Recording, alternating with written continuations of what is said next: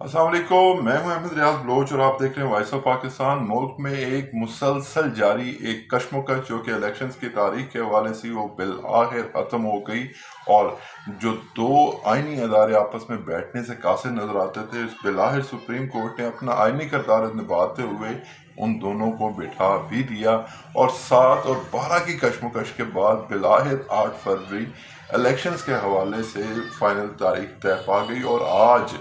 Supreme court के chief justice ने इस हवाले से मीडिया को भी सख्त तरीके से इंतबाह किया कि अब कोई भी शख्स, एंकर या रिपोर्टर ऐसी बदगुमानी माशरे में नहीं फैलाएगा कि इलेक्शन होंगे या नहीं होंगे। ये जस्टिस काजी फायज ईसा ने अपने रिमार्क्स के दौरान बात की। अब मामला यह है कि इलेक्शन कमीशन के इस फैसले के बाद और फिर उसे दस्तखत भी हो गए और ये इसकी एक कॉपी सुप्रीम कोर्ट में भी पहुंच गई। उस पर मज़ीद भी चंद बातों पे सुप्रीम कोर्ट के चीफ जस्टिस काजी फायज ईसा ने अपने रिमार्क्स देते हुए कुछ चीज़ों को ऐड ऑन किया, जो कि माजी में जो एक फैसले हुए थे कि सदर मुमलिकत ने असम्बली को तहलील करने के हवाले से साइन किए। और फिर आज अदालत उज़्मा ने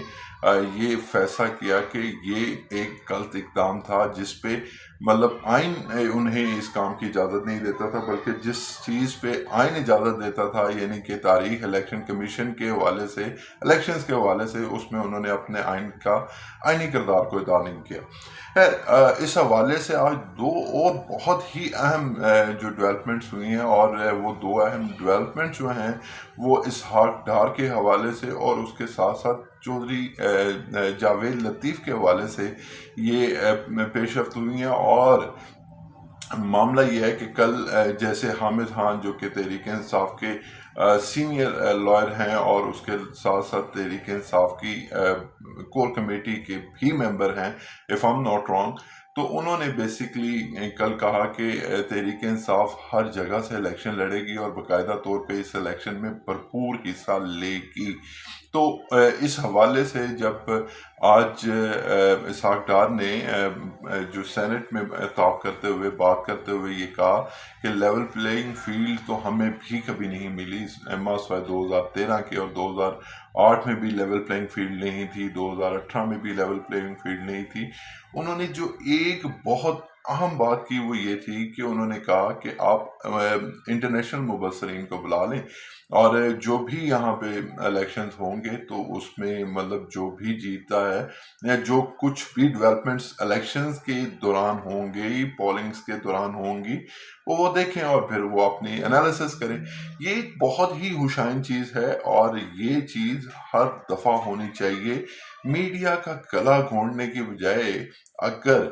मतलब आज़ाद जर्नलिस्ट जो हैं वो जाएं और जाके हर जगह पे अपने फैक्ट फाइंडिंग करें कि किस जगह पे रिगिंग तो नहीं हो रही, किस जगह पे प्री पॉल तो नहीं हो गया, किसी जगह पे कुछ ऐसे इंतखाबात के हवाले से मामला तो नहीं हो गए जो कि गैर आइनी हों और किसी को बेसिकली जितवाने की खातिर ये मामला हो रहे हैं। और दूसरी जानिब जावेद लतीफ़ साहब ने ये फरमाया कि इलेक्शन जो अदालतें हैं उन्हें चाहिए कि 9 मई के हवाले से या जो साइफर केस के हवाले से मामलात हैं उसे जल्दी निपटाए, फैसले सुनाए और इमरान खान साहब को इलेक्शन से पहले बाहर निकालें। और ये घोड़ा और ये घोड़े का मैदान। तो बात यह है कि इस टाइम पे जो पब्लिक सर्वेस हैं वो ये कह रहे हैं कि ये बात उन्होंने भी कही अपना जावेद लतीफ़ साहब ने कि अगर वो मकबूलियत की मतलब वो बात पे आना तो वो फिर घोड़ा और घोड़े का मैदान। तो अगर ये ऐसा मुमकिन हो पाया कि इमरान खान साहब के निकलने जेल से निकलने या ना निकलने के अलावा भी अगर तहरीक इंसाफ को एक लेवल प्लेइंग फील्ड मिल जाती है और उसके अलावा जो दीगर जमातें हैं उन्हें भी लेवल प्लेइंग फील्ड मिल जाती है और जो इंतखाबात हैं वो साफ और शफाफ हकीकी मायनों में हो जाते हैं, तो मेरे नज़दीक कोई भी जमात जीते और उससे फिर 5 साल का मैंडेट मिले और मुल्क के हालात बहुत मुख्तलिफ हो सकते हैं। क्योंकि अभी तक जो बदकिस्मती से पाकिस्तान के मामलात हैं वो कशमकश का शिकार हैं, अनस्टेबिलिटी है, लोगों के जहनों में वो मामलात हैं कि कल को क्या होगा। तो تو اس چیز سے جان چھڑوانے کا ایک بہترین طریقہ ہے کہ آزاد منصفانہ الیکشنز، جو صاف شفاف الیکشن ہے وہ ہو جائیں. اس کے بعد جو بھی ہوگا، جو بھی پارٹی کو مینڈیٹ ملتا ہے وہ یقینی طور پہ آئے اور برسر اقتدار آ کے اپنے کام کرے. جو اس حوالے سے جاوید لطیف صاحب نے بات کی، اب مجھے اس حوالے سے بہت مطلب ایک قسم کے سرپرائزنگلی میرے لیے یہ بات ہے کہ وہ کس کو بیسکلی عدالتوں کو کہہ رہے ہیں کہ وہ ان کے انصاف کے مطلب ان کے کیسز کو جلدی بھگتائیں، یا وہ خود جن کو اس ٹائم پہ میں سہیل وڑائی صاحب کو کوٹ کرتا ہوں کہ ان کے کہنے کے مطابق کہ وزیر اعظم بنانے کے لیے ہی نواز شریف کو پاکستان لایا گیا ہے. تو اگر نواز شریف کو اسی طرح نئے وزیر اعظم بنانے کے لیے لایا گیا ہے تو کیا کل کلاں کو جو ہونے والے الیکشن ہیں اس میں تحریک انصاف پارٹیسپیٹ کر پائے گی؟ اگر کر پائے گی تو اس میں ان کے لیے کیا وہی لیول پلینگ فیلڈ ہوگی اور کیا صاف شفاف انتخابات ہوں گے؟ آج اسی ہی حدشے کا اظہار بلاول بھٹو زرداری نے بھی کر دیا، اور پھر ان سے دوسرے بھی سوالات ہوئے، نیوٹرلز کے حوالے سے بھی سوالات ہوئے جس پہ انہوں نے مسکراہٹ میں اپنا جواب دے کے بات کو ٹال مٹول دیا. اب معاملہ یہ ہے کہ یہاں پہ پاکستان میں الیکشنز کے حوالے سے جو بے یقینی کی صورتحال تھی وہ تو ختم ہو گئی. اب آگے معاملات یہ دیکھنے والے ہیں کہ کیا واقعی الیکشن جو ہیں وہ صاف شفاف ہوں گے، ریگڈ الیکشن تو نہیں ہوں گے، مینپولیٹڈ تو نہیں ہوں گے، اور اس کے ساتھ ساتھ پری پلان تو نہیں ہوں گے کہ یہی پارٹی آئے گی یا یہی پارٹی آ کے اپنا معاملات سنبھالے گی. اب پورے سینیریو میں دیکھ لیں